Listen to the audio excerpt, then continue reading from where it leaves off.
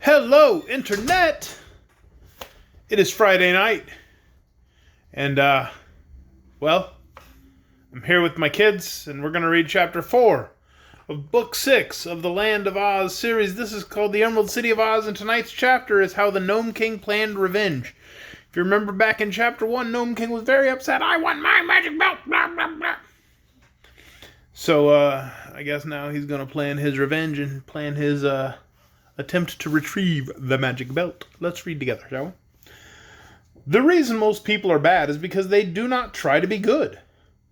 Now, the Gnome King has never tried to be good, so he was very bad indeed. Having decided to conquer the land of Oz and to destroy the Emerald City and enslave all its people, King Roquat the Red, Roquat? We'll go with Roquat. I don't know. King Roquat the Red kept planning ways to do this dreadful thing. The more he planned, the more he believed he would be able to accomplish it. About the time Dorothy went to Ozma, the Gnome King called his chief steward to him and said, "Calico, I think I shall make you the general of my armies." "I think you won't," replied Calico positively. "Why not?" inquired the king, reaching for his scepter with the big sapphire. "Because I'm your chief steward and know nothing of warfare," said Calico, preparing to dodge if anything were thrown at him. "I manage all the affairs of your kingdom better than you could yourself, and you'll never find another steward as good as I am. But there are 100 gnomes better fitted to command your army, and your generals get thrown away so often, I have no desire to become one of them." "Ah, there is some truth in your remarks, Calico," remarked the king, deciding not to throw his scepter. "Summon my army to assemble in the great cavern." Calico bowed and retired, and in a few minutes returned to say the army was assembled. So the king went out upon a balcony that overlooked the great cavern, where 50,000 gnomes, all armed with swords and pikes, stood marshaled in military array. When they were not required as soldiers, all these gnomes were metal workers and miners, and they had hammered so much at the forges and dug so hard with pick and shovel that they had acquired great muscular strength. They were strangely formed creatures, rather round and not very tall. Their toes were curly and their ears broad and flat. In time of war, every gnome left his forge or mine and became part of the great army of King Roquat. Excuse me, sorry about that. It's not COVID, I promise. The soldiers wore rock-colored uniforms and were excellently drilled. The king looked upon this tremendous army, which stood silently arrayed before him, and a cruel smile curled the corners of his mouth, for he saw that his legions were very, very powerful. Then he addressed them from the balcony, saying, "I have thrown away General Blug because he did not please me. So I want another general to command this army.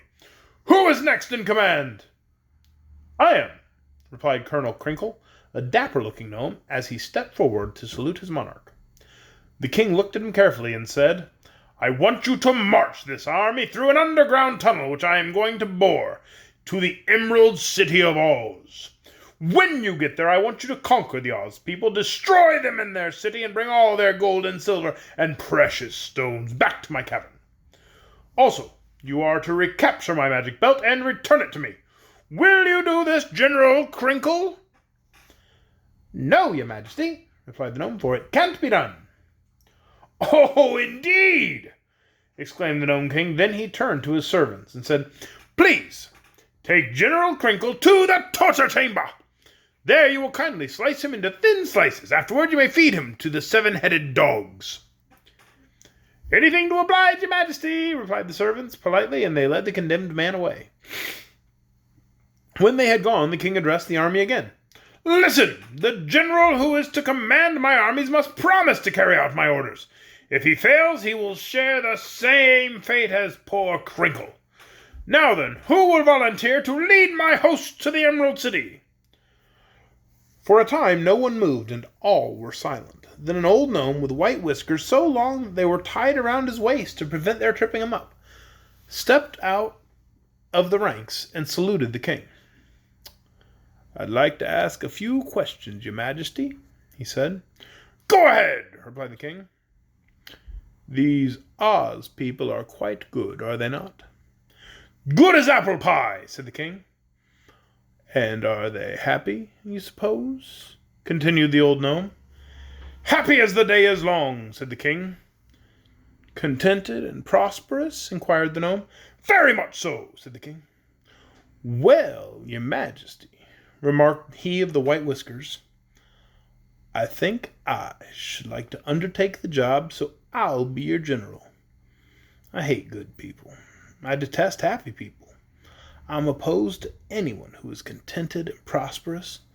That is why I'm so fond of your majesty. Make me your general, and I'll promise to conquer and destroy the Oz people.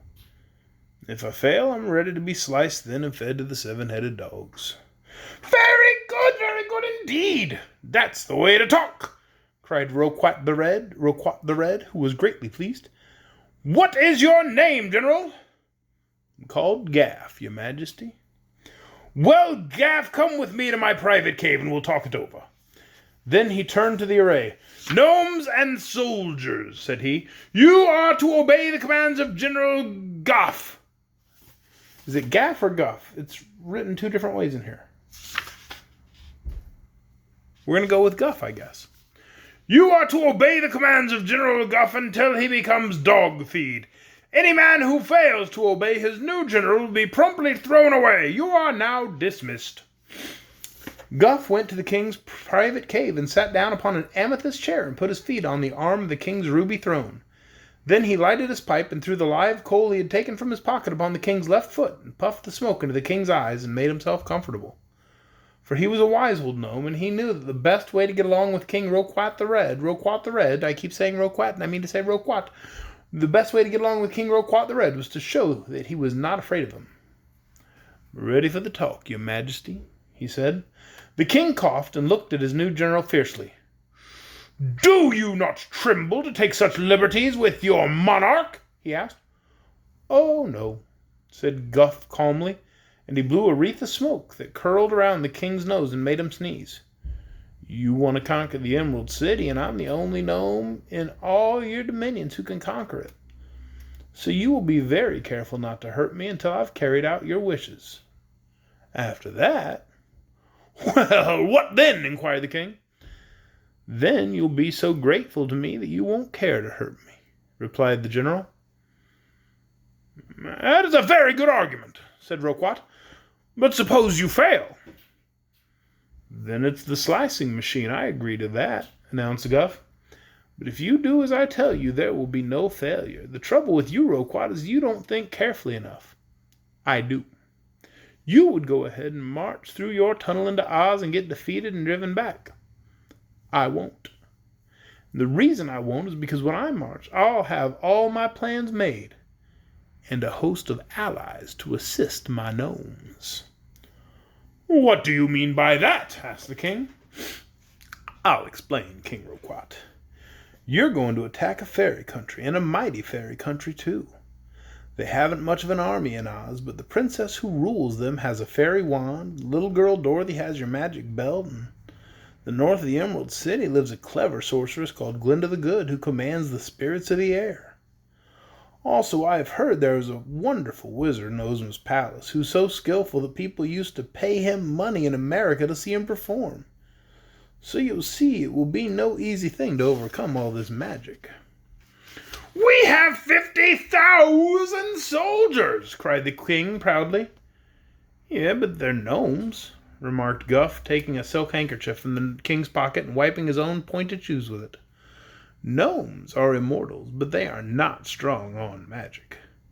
When you lost your famous belt, the greater part of your power was gone from you. Against Ozma, you and your gnomes will have no show at all. Roquat's eyes flashed angrily. Then away you go to the slicing machine, he cried. Not yet, said the general, filling his pipe from the king's private tobacco pouch.